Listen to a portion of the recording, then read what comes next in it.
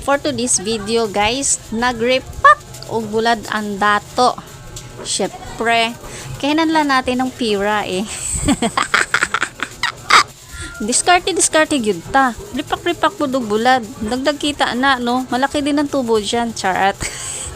Kana nga bulad na akong nirepak-repak. Tawag dyan lupoy. Ingon nila lupoy daw. Ambot kung lupoy yan. Basta maliit na sa linyasi. Lupoy. Ang benta ko nga niyan guys ay 10 petot kada repak. 10 petot isang balot. Yes. 10 petot isang balot. Asawa ni balat. Nagpauso ulit. Matagal na kasing nanahimik yan eh. Medyo may kamahalan nga lang ang kilo niyan. Kaya naman kailangan jud na diskarte sa pagrepak-repak para makuha ni mo ang tubo. Okay, pa 5 piso na tubo. Okay lang yan. Sa isang pack ha, hindi sa isang kilo 5 piso. Ha, pamasahe pa oy, nonsa. Kini naman na tuyo, sap-sap ni. Oo, sap-sap ni. Ako na nang repak-repak din. Ang baligya ko nga ani is 10 petot kada isang pack. 10 petot.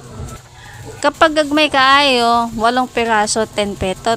Pero pag dagko, mga 5 pieces 10 petot. Asawa no, pitat.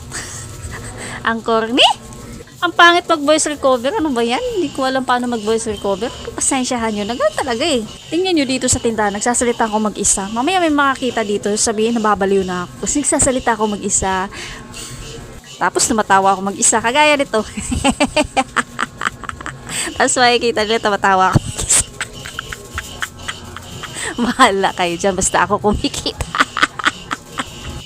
Dito lang ako bumabawi sa tubo guys. Mga ganyan, mga sabit-sabit, mga repak-repak. Kaya syempre yung ibang paninda ko na makikita nyo. Yan. Kagaya ng mga ganyan, mga suka-suka. Piso-piso lang ang tubo, ana. Piso, 2, ana.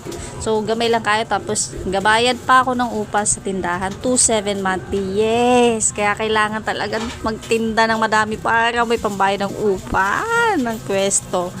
O, ayan na nga. Tapos na nga ako mag-repack. So, madami-dami din yan. Salamat!